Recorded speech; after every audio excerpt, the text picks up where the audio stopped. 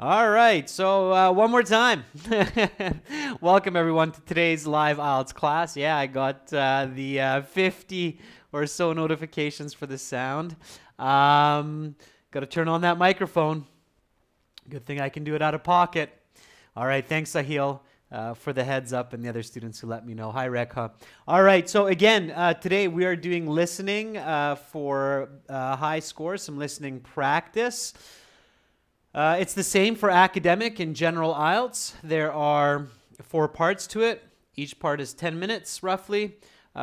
Each part has 10 questions, and each part gets more and more difficult. So first is the easiest, second part is a bit more difficult, third is more difficult, fourth is the most difficult. So you have to really maximize your scores on especially section 1, section 2. Good to see so many students jumping in. Good to see so many of our members in class on time as well. Everybody, our materials as usual come from our websites, aehelp.com for academic IELTS. This listening is from our website as well, of course. For those of you that have our books, we are using test book number 2, exam number 6. Okay, so test book 2, exam 6, listening for this. For general IELTS, check us out at gieltshelp.com. All right. If you have questions about IELTS or our products, just send me an email, adrian@aehelp.com. Our schedule is up on our channel bulletin board, but here it is again. Today, listening strategy. Tomorrow, task 1, pie charts. And then on Saturday, we'll be doing some speaking lexical resource, so how to build your vocabulary, especially in the speaking section, okay? And then we have more classes, but again, you can see this schedule up in our community board and at the beginning of videos. All right, students, so let's get right into our listening practice for today, okay? Waste not, want not. Let's get right to it. Asmi, this is our second book. It's exam number 6, okay? So students, I'm going to play the audio in just a moment here. Please have your pencil and paper ready. Please do not write your answers into the chat. Give everybody a fair chance to answer. Don't confuse them with your answers, okay? We will go through it afterwards. Now, we start with section 1. Remember, section 1, if it seems easy, good. It's supposed to be. You should get 8, 9 correct out of 10 in section 1. All right, for the audio, I'm hopping over to our website. This is what our academic IELTS website looks like. You can join it by clicking the big red button. Once you join, you can access your My Student account. You have all the practice exams, interactive course, 100 videos. And then this one is coming from CD number 6, track number 1, because it's exam 6, listening section 1. Makes sense. The volume is maximum on my end, as you can see, and it's maximum on my speaker also. So if you're having trouble hearing, please turn up the volume on your side, your speaker. Use a headset. Okay, here we go. 3, 2, 1. Everybody's ready. This recording is copyrighted by 2 Think One Solutions Inc. and World ESL Tutors. You will hear several different recordings, and you will answer questions on what you hear. There will be time given to read the instructions and questions, and you will be given a chance to check your work. The recordings will be played only once. The test is made up of 4 sections. At the end of the test, you will have 10 minutes to transfer your answers to the answer sheet. Now turn to section 1. Listening section 1. You will hear a conversation between a man and a woman concerning the requirements of running for municipal office. First, you have some time to look at questions 1 to 5.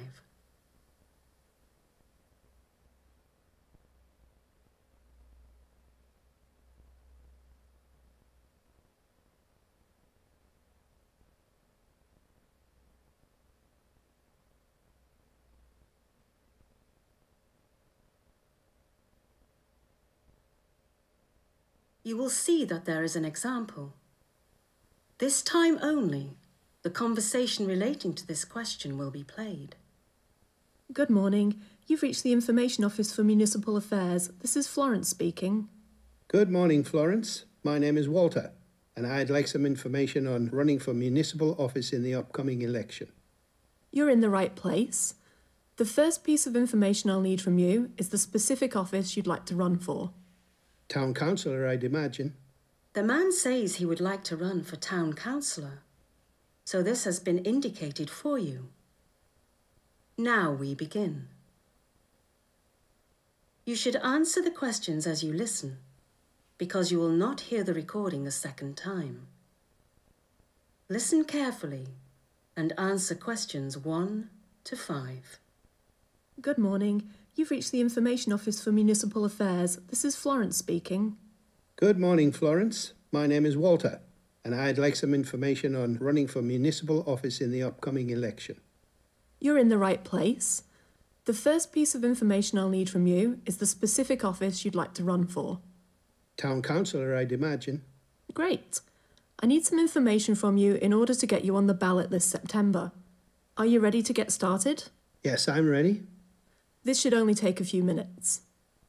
OK then, let's start with your surname, Walter. Colchester. Colchester. And Walter is spelt in the regular fashion? Yes, Walter. OK, next I need your date of birth. I was born the 11th of December, 1979. The 11th of December 1979 makes you 36 years old at the time of the September elections. Is this correct? Yes, that's correct. Great. I'll need your national insurance number. My national insurance number is WC 285-698-33. WC 285-698-33. That's right. Great. And the last pieces of information I need from you are your current address and phone number. I live at 23 Shaftesbury Lane, Plymouth, and you can reach me on 01752 667 835. Wonderful.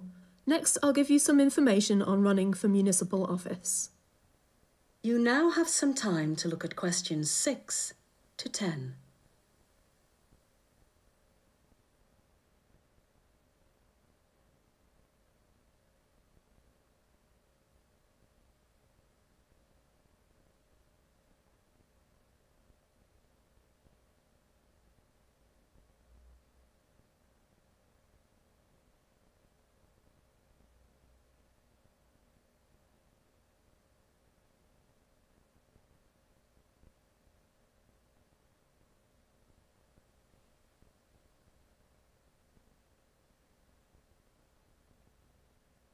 Now listen to the rest of the interview and answer questions 6 to 10.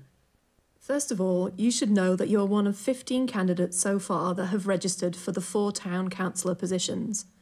Since the deadline for registration is in a week, I do not anticipate this number increasing by more than a candidate or 2. Second, please know that there are 3 all-candidate debates, of which you must attend 2 in order to qualify for office. I have to participate in debates. Yes, that's right. They are on the 14th and 28th of August, and the final one is held on the 4th of September. They'll be held at the local community hall on Ashford Street. Each one begins at 6 o'clock in the evening. That sounds fine. Is there anything else I need to know? Yes, there is.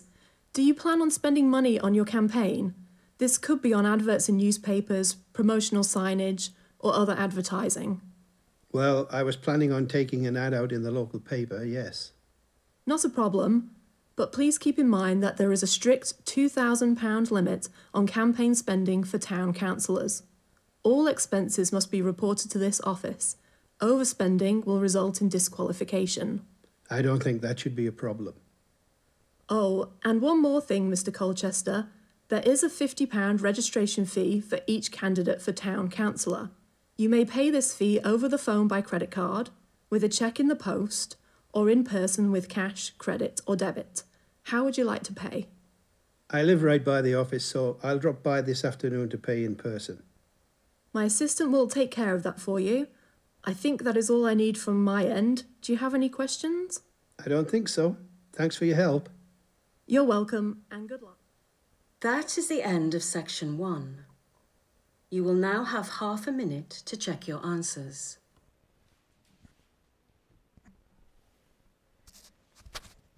Okay, students, and always use that half minute to check your answers. Just pause the audio here and we'll go through the answers together. All right, that's a very typical part 1 where you have phone numbers, address, names, spelling, usually 2 times around. They'll say it once, they'll say it again. IELTS wants you to feel comfortable in part 1. They want you to get a lot of these questions correct. This is designed for Band 3, Band 4 level students. So hopefully you get a good number correct. All right, so let's go through them together. Town Councillor application form. This applicant's name is Walter what? Rekha says the name is Walter Colchester. Now, Rekha, always practice writing with capital letters, okay? And one answer at a time, students. So I know it's quicker and easier to just write a small C, but you'll get it wrong. And if you don't practice it, you'll get it wrong. It has to be a big C, okay? So Colchester is spelled C-O-L-C-H-E-S-T-E-R. They spell it twice. So you have to have the correct spelling, okay? Capital C. If you have a small c, it will be a mistake. If you have a C that looks small, okay, students, so be very careful, especially with letters in English that look the same when they're big or small. So if you have a C like this, that's kind of like, okay, is that a big C or is that a small C? Now, what the IELTS examiner will do is they'll compare it with the second C. So they'll probably give it to you. They'll say, okay, look, well, his second C is much smaller than the first, so it's probably correct. But don't chance it, all right? Don't chance it. When the letters look the same, big or small, make it very clearly a big C. So there's no question in the mind of the examiner that that is a big C. Of course, with the letter B, it's very clear because it's a different looking letter, okay? But with the letter C, it's not so clear. The letter O is another good example, okay? O, O. So make it very clear that this is big, this is small, okay? So you want to remove any doubt from the mind of the examiner. All right, or the marker. The address. This did not come in order. You notice that they gave the date of birth and then the national insurance number, then the phone number, and then the address.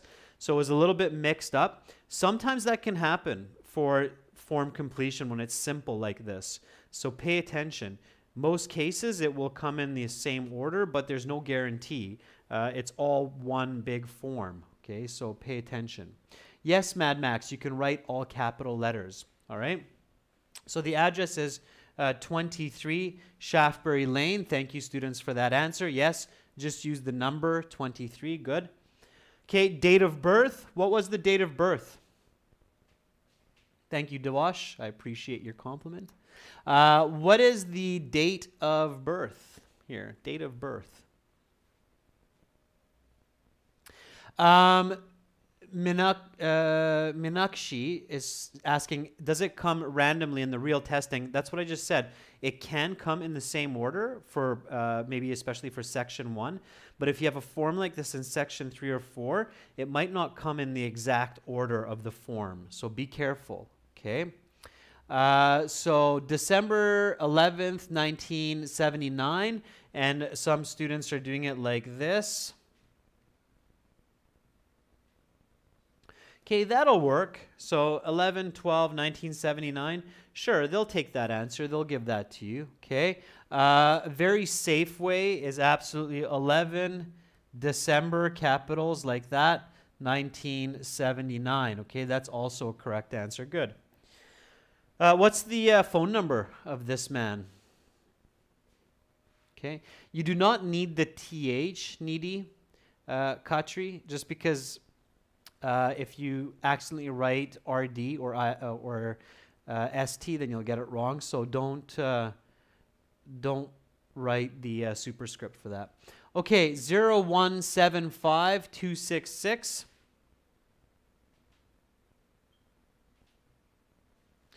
2667835. Good. You don't need to worry about spacing, okay? Just make sure you have the correct numbers. Don't worry about the spaces, okay? Yes, Gagan, abbreviations are allowed in the exam. Just make sure that they're correct abbreviations. Last week, somebody asked me about SEP versus SEPT.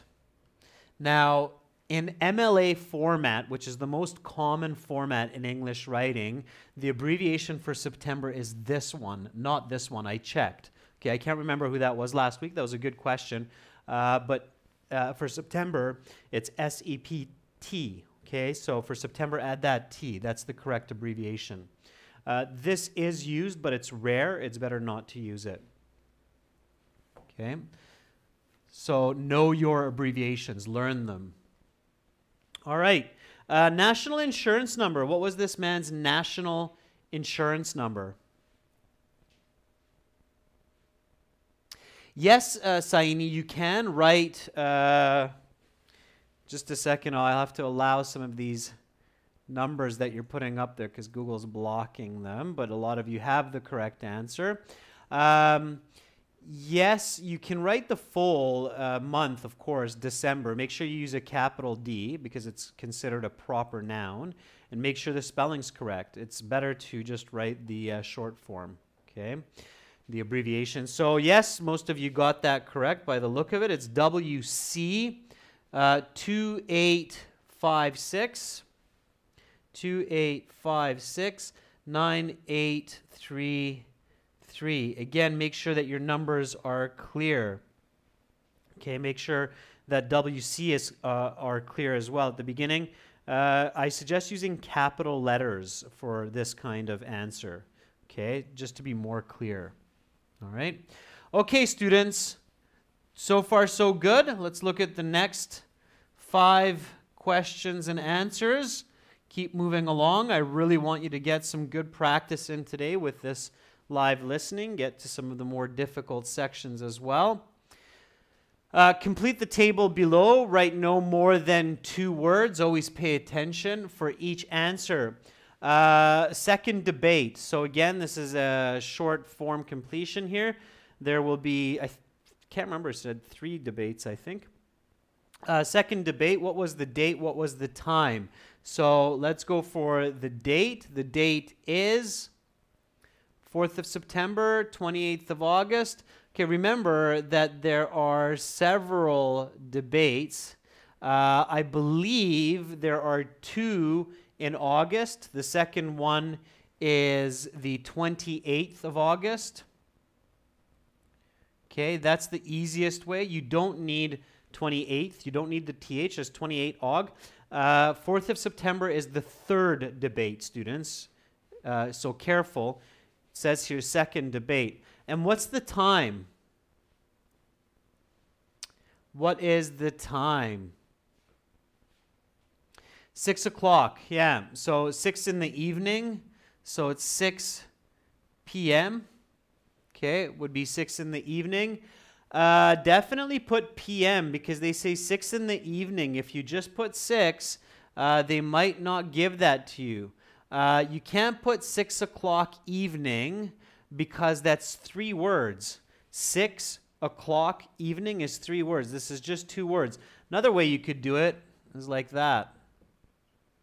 Okay, that's 6 o'clock in the evening, and a very easy way to do it. All right, so 6 p.m. or 18 o'clock are the easiest ways to answer that question. Okay, pay attention to details. The questions do get more difficult. All right, here we go. Number 8, what is the campaign spending limit? Again, 2 words maximum. We have the symbol for pounds, so you do not need to write pound in your answer. If you write pounds, you'll get it wrong. Okay, it's just 2,000. All right? When you see the symbol for pound, do not use it. If you don't, use the symbol. So if this is not here, then use the symbol pound instead of writing the word. All right? The positioning matters. Okay, in England, we put the symbol for pound before the number. So you should put it there as well. Okay, positioning matters. So, but in this case, they give that to you. So all you need is 2,000. Okay. Yes, you can write 2,000 like that as one word. Okay. But it's easier just to use the number. And safer. You don't make a spelling mistake. Make a spelling mistake with a number, you'll get it wrong. How much is the registration fee? Again, we have the symbol for pound, so we have it in both cases.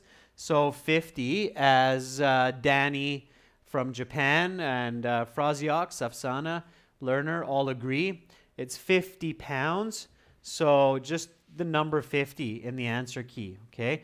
When you're checking your answers and in your 10-minute time to transfer the answers to the answer sheet, pay attention to what is provided in the space, okay? If you can see a symbol, don't repeat the symbol. They will mark it wrong, okay? You have to pay attention. IELTS is quite strict with that, all right? It's also testing how well you pay attention in the exam, not just your English.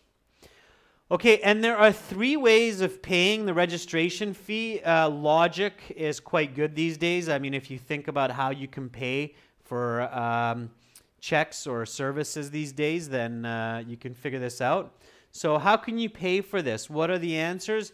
There's 3. You need to get all 3 correct to get number 10 correct. So in your answer sheet, you'll have a space for number 10. The order doesn't matter, but you need all 3 of them correct. So I have some different answers: CBA, ACD, BCA. So far it's like everybody's giving me different answers. I think ACD are the ones that are agreed on. So credit over the phone, I believe, was 1. By credit card over the phone.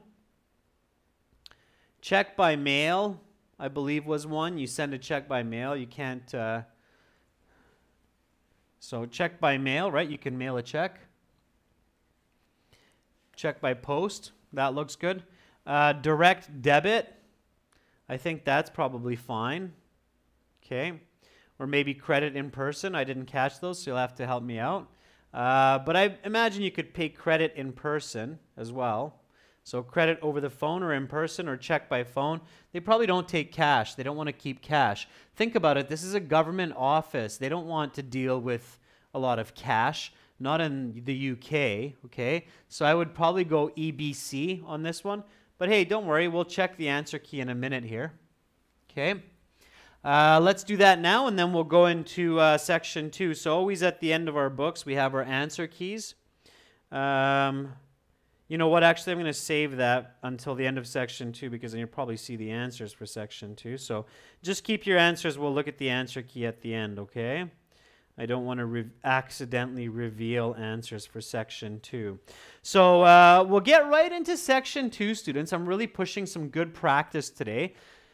Have your pencil and your paper ready, okay? And listen carefully. Don't write your answers into the chat. We'll go through them like this at the end, okay? Just focus. And Again, give everybody a fair chance. Don't write your answers into the chat. If it's quiet, turn up your audio, use a headset. I'm max volume on my side, okay? So here we go. Again, back to our website, and now we are on CD6, track 2, because it's test 6, section 2. Here we go. 3, 2, 1, ready. Let's continue. Now turn to section 2. Take some time to look at questions 11 to 16.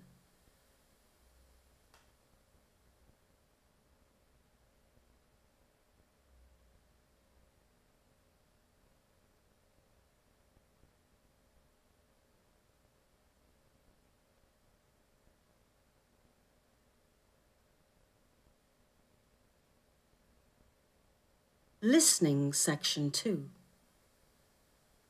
You will hear a recording of 3 people discussing strategy for an upcoming meeting with investors. First, you have some time to look at questions 11 to 16.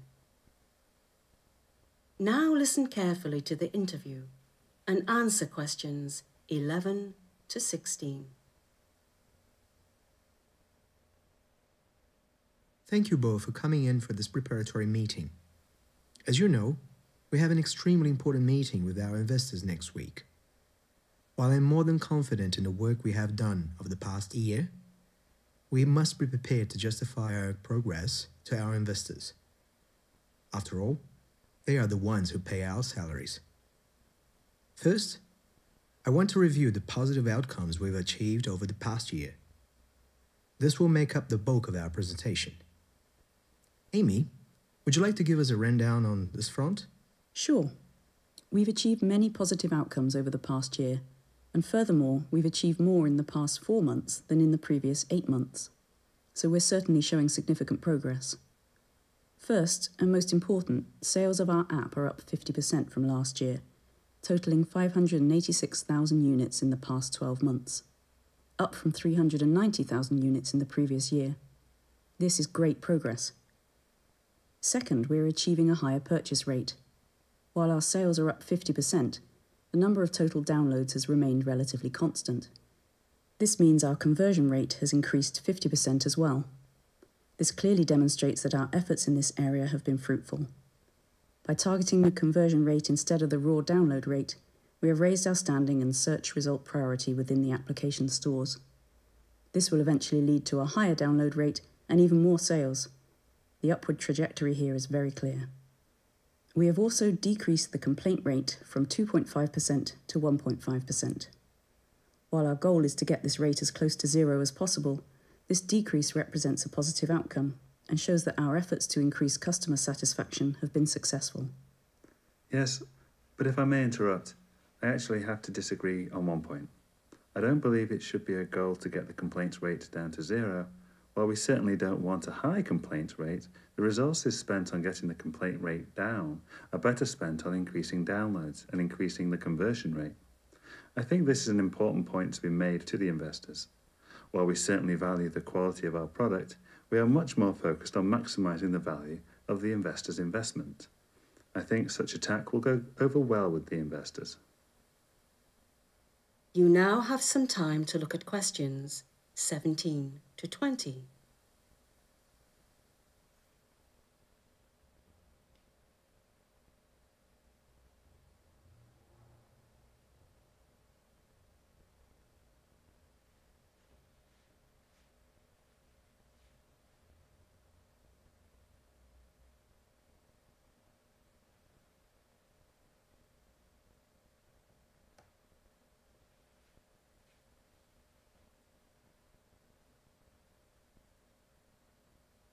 Now listen to the rest of the interview and answer questions 17 to 20. That's a great point. We really want to emphasize that we are doing everything we can to optimize and maximize the money and resources we've been supplied with. Speaking of which, are we all agreed that we will be asking for 20% increase in operating budget? Yes. Yes. Good.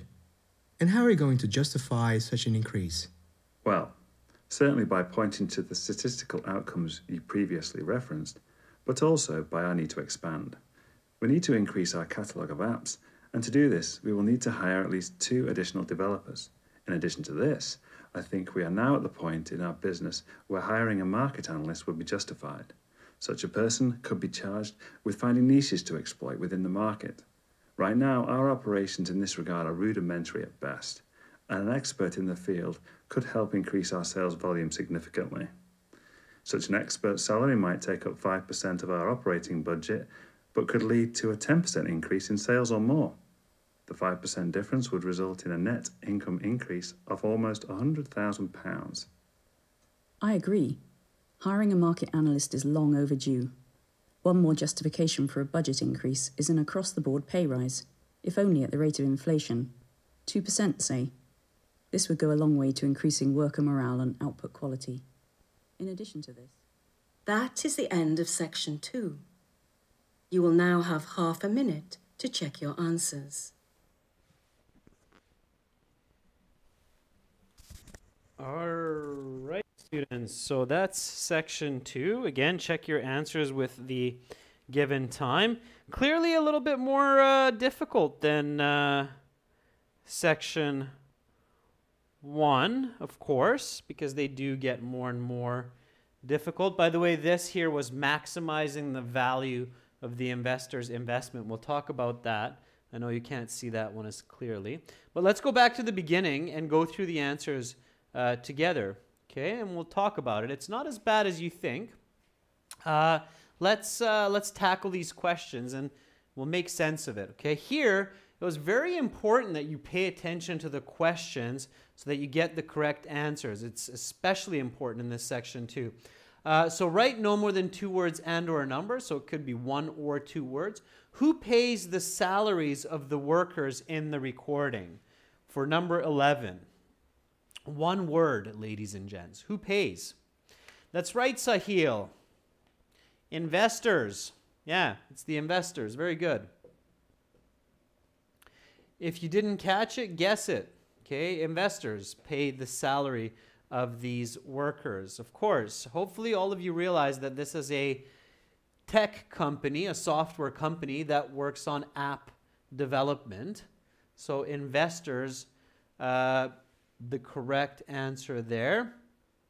Okay, now this was another form completion, and the column headings were very important.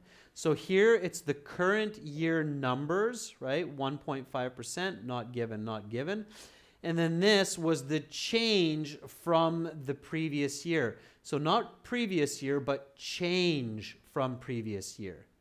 Okay. So number 12, that was a number. Did anybody catch that? Number 12. Okay, that was a little bit of a higher level question.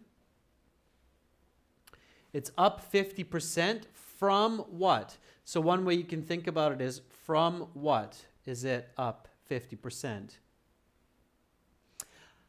Harminder Singh, you're not far off. It was 586,000. Yeah, 586,000. Okay, to save yourself time, especially if the next answer is coming, just write the capital letter K for 1,000. Okay, you can put the zeros in later when you transfer your answer to the answer sheet. So 586,000.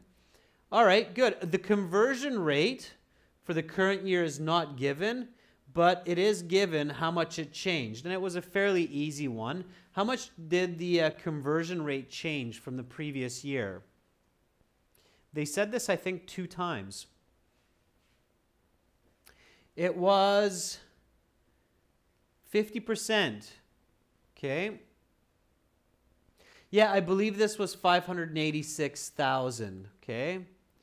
So we'll check the answers. Yeah.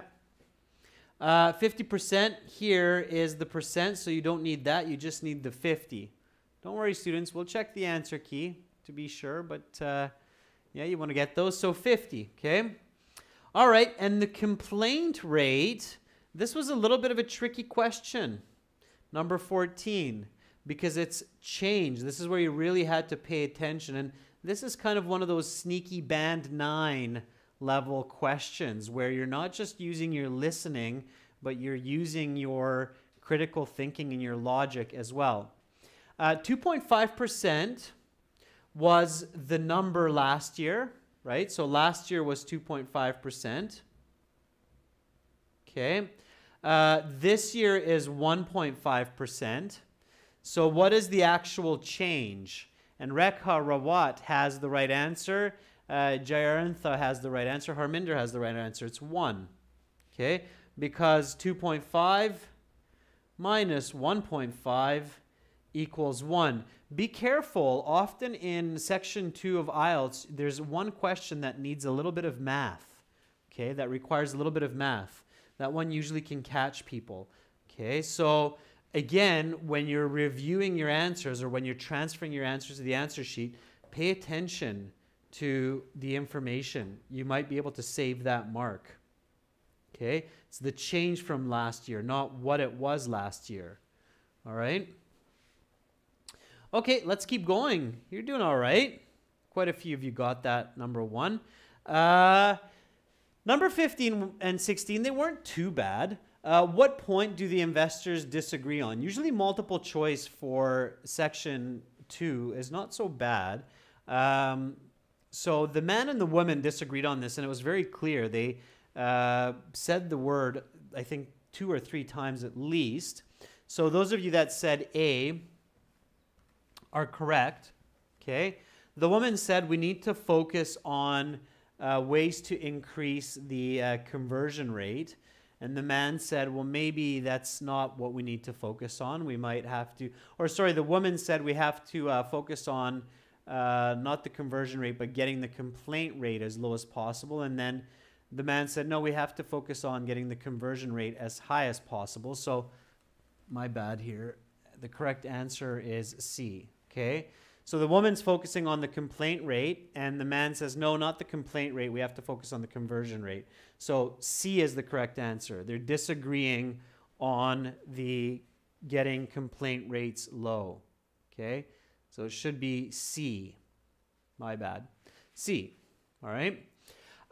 What is the primary importance according to the employees?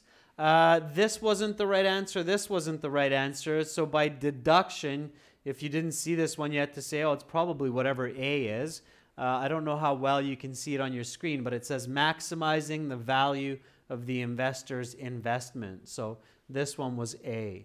Okay, so it's C and A. All right, C and A. If you didn't get this one because you couldn't see it, don't worry, just give it to yourself as a bonus mark. Okay, a little bit of a motivational boost. Okay, fill in the blanks. Let's go over this one, students. So the employees are requesting a 20% what in funding from the investors? What are they requesting? What is the word that goes there? 15C, 16A is correct, students. Danny, careful with your word form. You'll get that wrong. Harminder, that's right. It's an increase, okay? Your word form has to be correct. Yes, you can use all capital letters. Just make sure that you have correct spelling. So it's an increase, okay? Or you can write it all small like that. Both of these are correct, okay? This will allow the company to hire 2 additional what? You can probably guess that even if you didn't catch it because it's a software company. Software companies hire Saini, Saab, careful, you'll get it wrong if you don't have the S on the end. Okay? It's developers. Okay, so 2 additional developers who will allow the company to broaden their catalog of apps. Great. They would also like to hire a who? They want to hire, and this is 1, okay? This is 2, so this is plural. This one's singular. They said this one 2 times because it's a little bit trickier. Phrasiox, good, correct. Yeah. Anshvir, very good. Market analyst. Danny, you'll get that. It's okay with the dash connecting it. Market analyst like that, that's fine. They'll take that as well. So market analyst. Okay, make sure you have analyst here, the person noun. Sahil, it has to be market analyst, not analyst market. Okay, it's market analyst. All right. In charge of finding new areas for development. Finally, the team wants a pay raise pegged to the rate of what? So what kind of a pay raise do they want? They want a pay raise which is matching the rate of, that's right, Simranjit Singh, it's the rate of inflation. Okay, that is correct, not 2%. That's the example. They say a pay raise of 2%, but they say it's to the rate of inflation. Think about it, students. 2% here doesn't make sense, so always read the sentence. Finally, the team wants a pay raise pegged to the rate of 2%. Doesn't really make sense. Pegged to the rate of 2%. It's kind of weird, right? It's pegged to the rate of inflation, which is roughly 2%, but that can change. All right? So inflation, not 2%. Okay? Those are good answers. We'll check them at the end. Okay, in the answer sheet. Let's go to section 3. So I'm really pushing you today, students. I've decided this week and last week to really just get a full listening section in with you, especially those hardcore students that say, hey, just give me a full listening section. Let's check my band scores. What do I get? So let's go right into section 3. The train slows for no one. Have your pencil paper ready. Again, students, please do not write into the chat your answers during the listening. We will go through it at the end, just like we're doing right now. Okay, so jumping back to our website for the audio. And we are in CD6 track 3 because it's test 6 section 3. Now turn to section 3. Take some time to look at questions 21 to 26.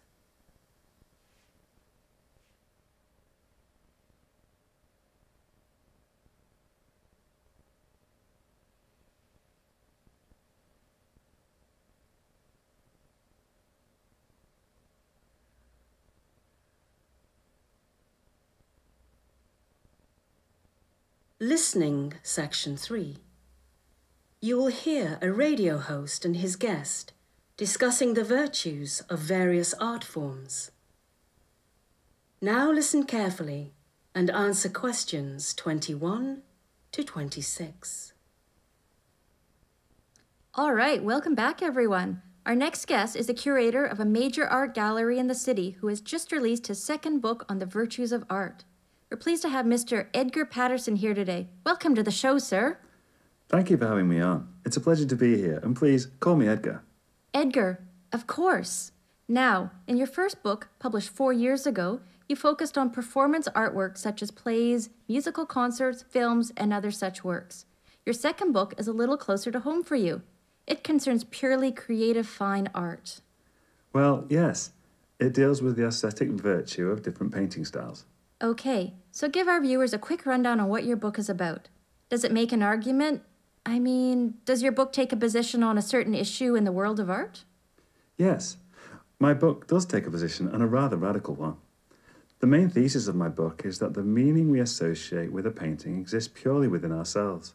This is in stark contrast to many commentators who believe that the author of a painting gives the painting its meaning. Under this framework, if an artist intends his painting to represent the fear of an orphan child, then this is the one and only meaning such a painting can have. We might call this the intention theory of art. Conversely, my theory is that no matter what the intention of the author is, the meaning of the painting comes from the viewer. The meaning is exactly what the viewer thinks it is. This solves an important problem with the intention theory of art, namely that we do not have access to the mind of the artist, and therefore we do not have access to the painting's meaning at all. Very interesting, Edgar. But doesn't the intention theory work as a sort of grounding for artistic analysis? What I mean is, while we might not know the meaning the artist intended, isn't the point of art to try to discern this meaning? If art is just whatever we want it to be or feel it as, Doesn't that somehow make it less valuable? That's an astute critique of my position, but one I have an answer for. My response is that art is not merely what we want it to be or feel it as. We can still participate in our critique and interpretation. All I want to say is, in the end, it is up to us to discern the meaning and value of paintings on our own. You now have some time to look at questions 27 to 30.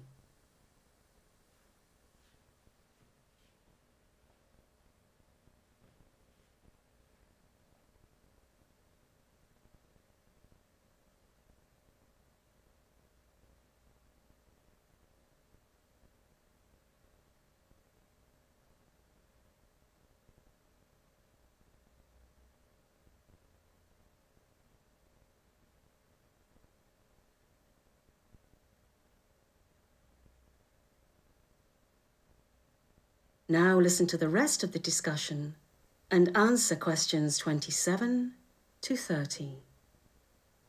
Now, let's talk about one type of controversial art, abstract art.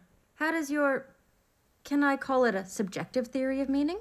Yes, that is fair. Okay. How does your subjective theory of meaning apply to something like modern or abstract art? Art which doesn't tell an obvious story or have a clear meaning.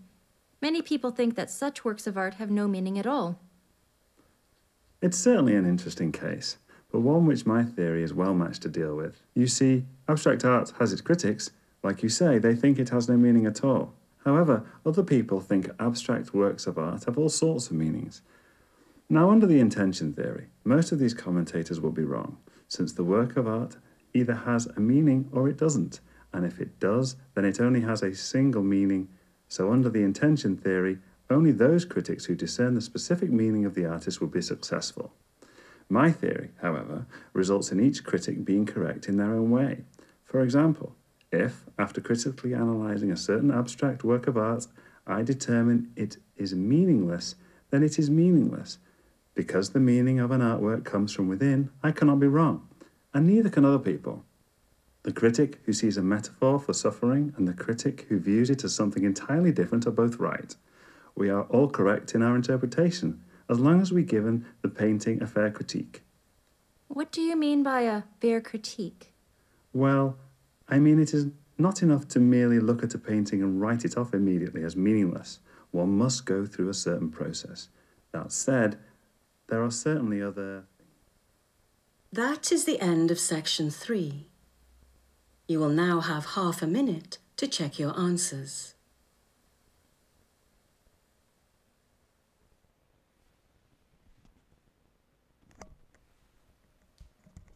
All right, students, so that was a section 3, and some of you are probably thinking, whoa, that was tough. And perhaps you're right, but it's maybe not as tough as you think it is. Here, section 3 is very different from section 1 and 2 in a very interesting way. I'll explain that in a minute. So in the IELTS listening with section 1 and 2, you can get a lot of answers correct just by catching words with your ear. And you catch that word and you go, oh, yeah, that's the answer. And then you just put it onto the paper, okay? Section 3, Section 4, it's not so easy to do that. Section 3, Section 4, you actually have to understand what you hear and answer from your understanding, okay? That's why you may think that this was more difficult, because you couldn't just catch the answers, but you actually had to interpret and think about the answers, okay? Let's discuss that. So how many books has the guest written, okay? The woman says in your previous book and now in this book. So from that, we get that the answer is 2, right? This guest has written 2 books, okay? So that was the correct answer.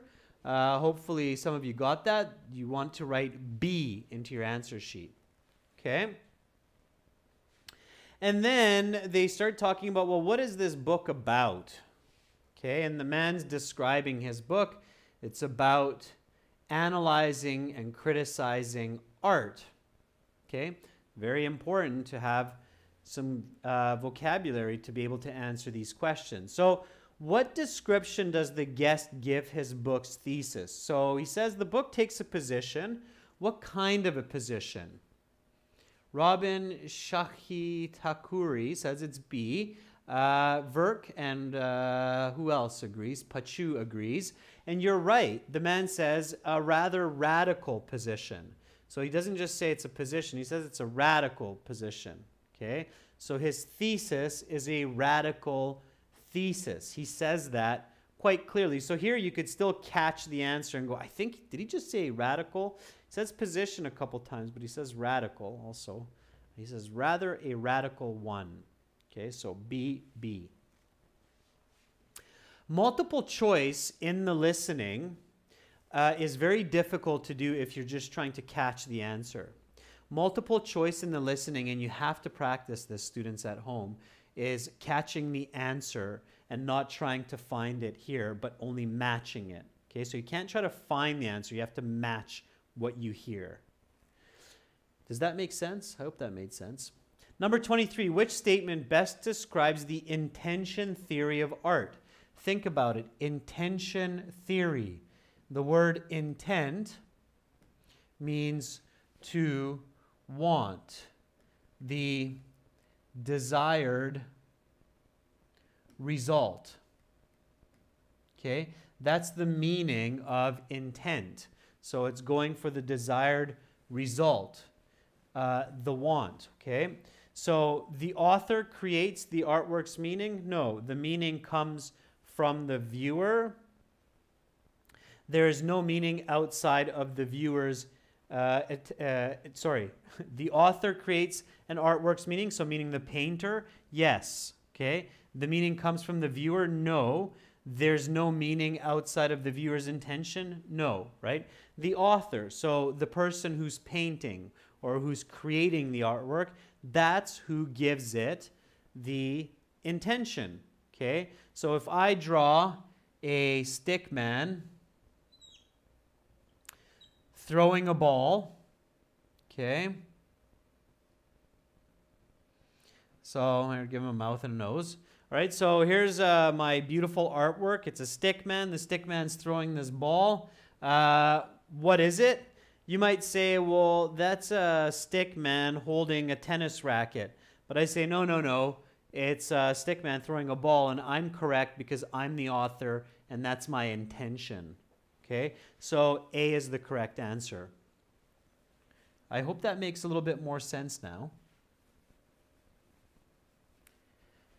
All right. So, what is the biggest problem with the intention theory? If you understood the answer for 23, you can get 24. We do not have access to the mind of the artist. The intention is not our own, so we cannot discern it. It lacks grounding. Of course, Danny from Japan and Macklin Paltai, it has to be A. It's logical. So if I draw a very funny looking stick man throwing a ball, okay, and you don't know what I'm thinking, then you're going to say, well, Adrian just drew a two-headed monster. But I'm like, whoa, hey, okay, maybe I'm not talented, but that's a stick man throwing a ball. Because you don't know what I'm thinking, you can't figure out my intention, especially if it's a strange drawing.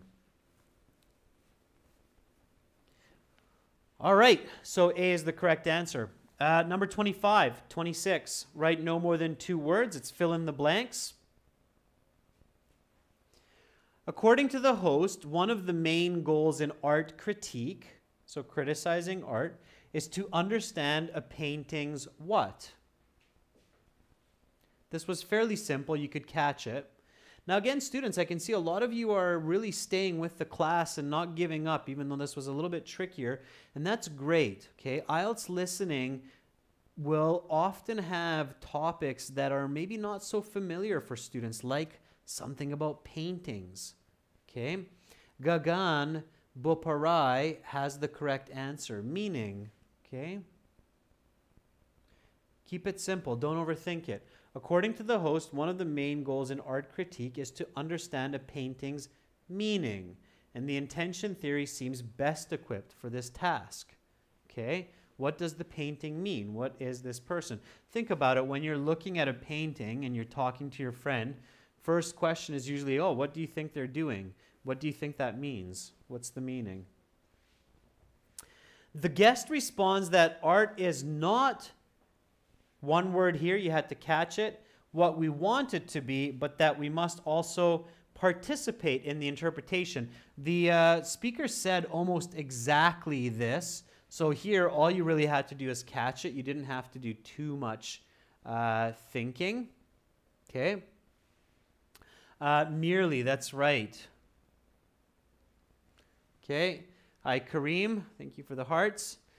So number 26 is merely. Okay, it means just. All right? So good if you got that.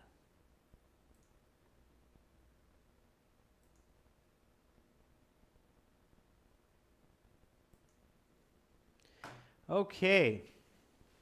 So let's keep going here.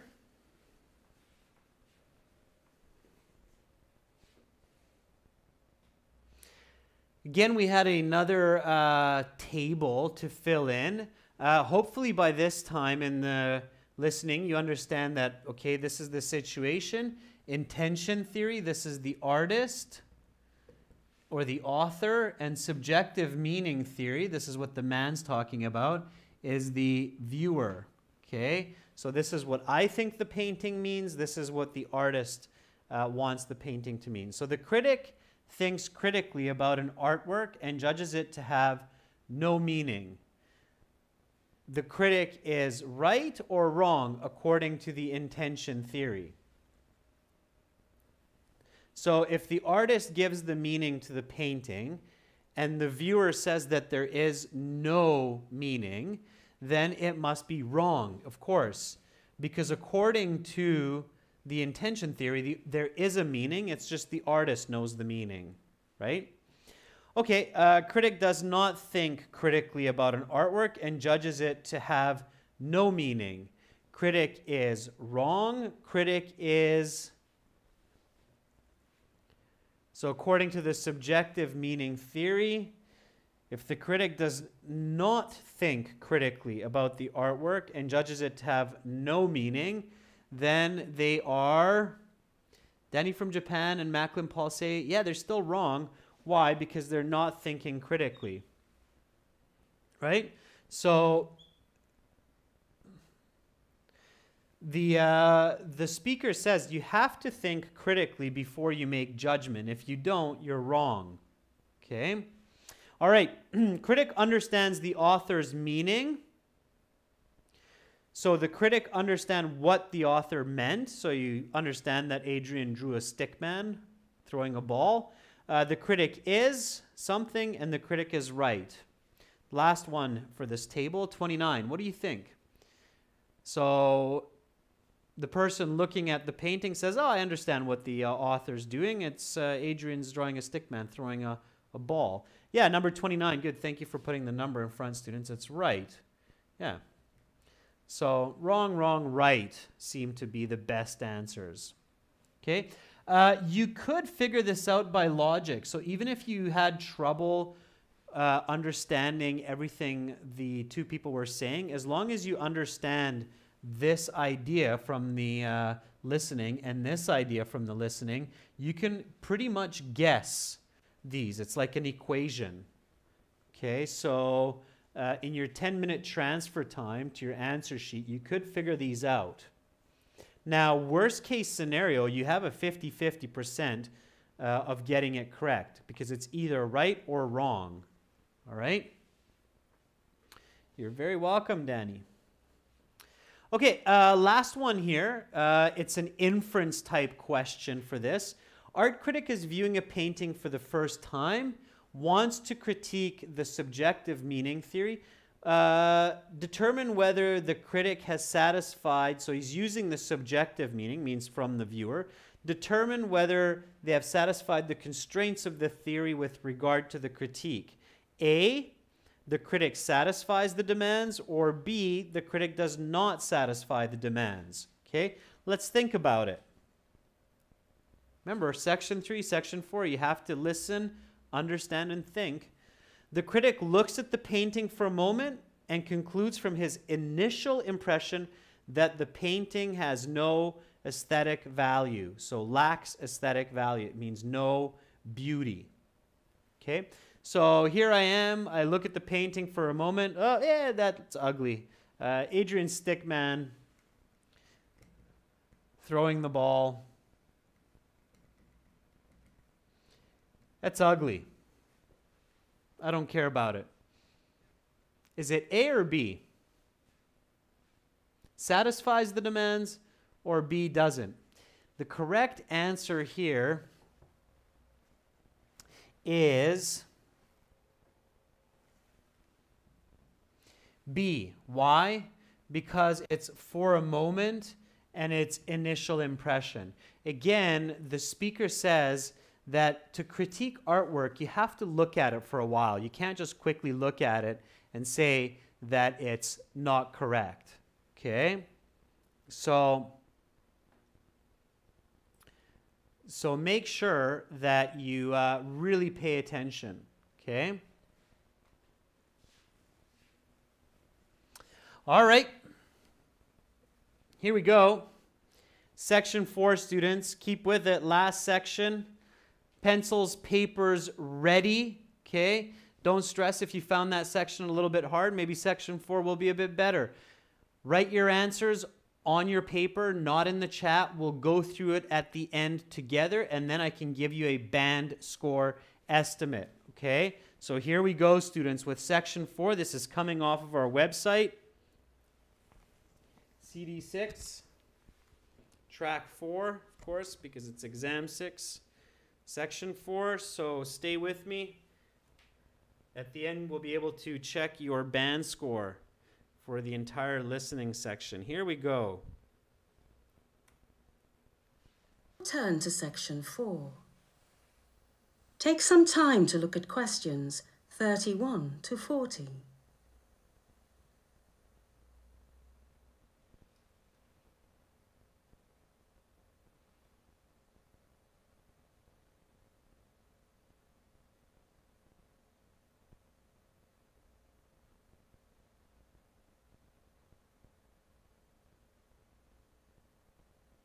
Listening, section 4. You will hear a lecture about road infrastructure and its connection to economic prosperity. Now listen carefully and answer questions 31 to 40. Roads have been connected to economic prosperity for millennia. The first roads were thought to have been created by repeated animal grazing and then utilized by humans as ready-made routes for travel between adjacent lands. These roads, evidence for which exists going back 12,000 years, were likely not connected so much to economic prosperity as to survival itself. These roads allowed hunter-gatherers faster access to greater swaths of land. The first paved roads were used in ancient Egypt about 4,500 years ago. Historians theorize that these roads were the first roads used for trade in our history. These roads also would have been used to transport items, such as building supplies. Though rivers were much more practical thoroughfares for the transport of goods, certain goods from certain areas could not be transported by boat, and this necessitated the creation of roads for economic reasons. The Silk Road, though not precisely a road, is one of the most famous trade routes in history. Composed of many types of road, the Silk Road stretched from China and Thailand in the east, all the way through the Middle East and terminating in Western Europe. These different routes of the Silk Road brought myriad items from the east to the west, including, of course, silk. This brought economic prosperity to China and surrounding regions for many centuries. The Silk Road was so valuable for commerce that it persisted for over 1,500 years. The Roman Empire was the first major manufacturer of a system of roads. At its height, the Roman Empire contained 29 major roads, totaling over 75,000 kilometers. That's enough road to go around the world twice. Notably, this is almost the precise total length of the modern United States interstate highway system. These roads connected the vast lands of the empire and brought an intertwined economic prosperity to the diverse regions of the empire. Furthermore, the roads were used for military transportation, giving the Romans a massive strategic advantage over their less advanced adversaries. Through the Middle Ages, roads continued to be built and used for trade and commerce, though technological advances were virtually non-existent. Though tar-based roads were used briefly in the Arab Empire in the 8th century, this technology would not take off for another millennium. Today, our roads and highways connect our communities, countries, and economies. They are the modern trade routes by which we are all connected to each other. The modern world would not be possible without the vast expanse of road infrastructure. One interesting development in the history of road infrastructure was the advent of underground systems. The first such system, the London Underground, opened in 1863. Such subterranean routes greatly increase the volume of human life that a city can sustain, thus increasing that city's economic output. London would not be a fraction of the economic powerhouse it is today without its underground rail system. The same can be said for virtually every other major economic centre. Underground systems are the next generation of economic generators. While roads move goods which create economic prosperity, underground systems move human capital, which creates further economic prosperity. What is the next great advance in ground transportation? Some futurists have theorized about a system of tubes propelled by air pressure or other means, which would transport individuals vast distances in short times. Such a system could move humans at unprecedented speeds, perhaps with an economic footprint far less than that of subterranean networks. Such tubes could even be built underwater. Imagine such a system connecting New York to London or Tokyo to San Francisco. It would be incredible. Whatever lies ahead for humanity, roads have gotten us to where we are, and they are very likely to play a prominent role in getting us to where we will be next, in one form or another. That is the end of section 4. You will now have half a minute to check your answers.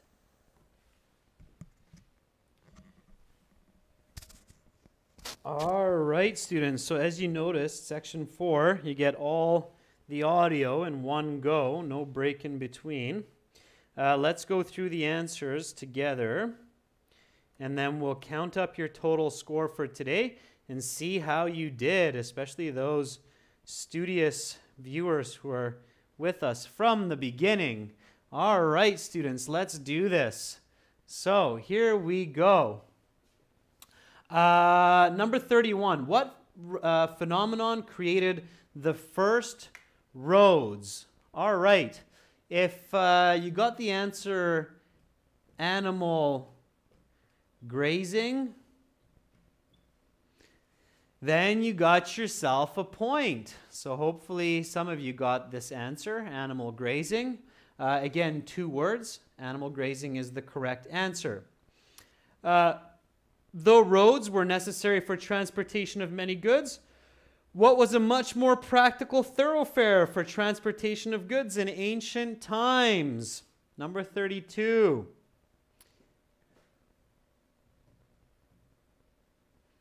Rivers. Okay, not river, but rivers. Hopefully you got that with an S. So 31, animal grazing. 32, rivers. All right. So far, so good. Students, we're running a little short on time, so I'm just going to give you the answers. Match it up. See how you did. Here we go. 180. All right, from section 1. Let's start from section 1 from the top. Just bear with me. And then we'll check your band scores after, once we have your raw score. So your raw score is from 40. So let's do this together. Number 1 was Colchester. 2, 23. Please mark as I'm going along, okay? I'm not sitting beside you, so just mark yourself. Don't give yourself answers where you didn't get the spelling or you made a mistake. You're just cheating yourself. Number 3, 11th December 1979. Number 4, 01752667835. WC 285-69833. 28th August, number 7, 6 p.m. 8, 2009-50. Number 11 is BCE, any order. Number 11 is investors. Number 12 is 586,000. Okay, for number 12, units. Or you could have it like this. 1,000 as well. Okay. 13 is 50. 14 is 1. 15 is CA. 17 increase. 18 developers. 19 market analyst. 20 inflation. 21B, 22B, 23A, 24A. 25 meaning, 26 merely, 27 wrong, 28 wrong, 29 right. 30 B. 31 animal grazing, so this is the last section that we just did. 32 is rivers. 33A, 34 to 35 BE, doesn't matter the order. And here we go with those questions. So 36D, 37B, 38A, 39B, 40C. Okay, I know we're going a little bit fast here, but just mark those. Count up your marks from 40. How many did you get correct? So how many did you get correct from 40? Give me that number and I can give you your band score. All-rounder, we start at 15 o'clock Central European time. Mario says 23. Just a sec. Let me jump to our website. On our website, at the very bottom, there's a score calculator. I don't have this memorized, so just give me a moment. Okay, so we're doing the listening. So Mario, you said 23. 23 is a band 6, Mario. Let me get it a little bit darker here for you so you guys can see this. Here we go. Okay. There. That's better. Okay. Minakshi got 22. 22 is a 5.5. Okay. Sandeep got 27. 27 is a 6.5. Okay, so 22, 5.5. 27, 6.5. Saini got 24. 24 is a 6. Okay. Sanjar got 32. 32 is a 7.5. Pranayika got 33. 33 is a 7.5 also. Nidhi got 30. 30 is a 7. Spelling mistakes or Simranjit will not be counted. So 33 will be a 7.5. Okay. Nabeen, 18. 18 is 5.5.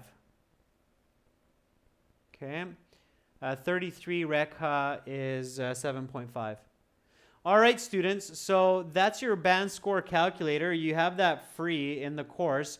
To join the course, to get 6 of these practice exams, fully interactive course for your phone and tablet, and also over 100 hours of video lessons, click the big red button and you can join our full course, okay? Same thing, General IELTS. Click that big red button for General IELTS at gieltshelp.com to join our full course. For Academic IELTS, it is aehelp.com and you can join our full course. So click that big red button. Okay, students, I know that was a tough class. Full listening. Lots going on, but you did a good job. I'm proud of you, and I'm happy to say that. Let me brighten up the screen a little bit for us here. As the background changes, so does my shutter speed. Here we go. Yeah, Saini, this is exactly like a real IELTS listening exam, except that will even be a little bit faster because there's no breaks to explain answers or give answers. It's all just one go. So that takes about 40 minutes, Saini, for the 4 sections, and then you have 10 minutes to transfer your answers to the answer sheet. Okay, students, tomorrow, academic IELTS task 1, pie charts. So we'll look at an example task 1 question, and we'll work through the essay for a pie chart type task 1 question. Make sure you're tuned in for that. That's 15 to 16 o'clock Central European time. Then on Saturday, speaking lexical resource build. That will be a members chat class. Hope everybody had a great time with this listening practice. If you have questions, adrian@aehelp.com. That's my email address. The fee for the course, you can see it at the top of the checkout form, Minakshi. We use geo pricing, so it can change depending on where you are in the world. Okay, that is it for today, ladies and gents. Again, check us out on our websites. Practice there, improve your band scores. Thank you so much for watching. Keep up the good work. Bye for now, everyone.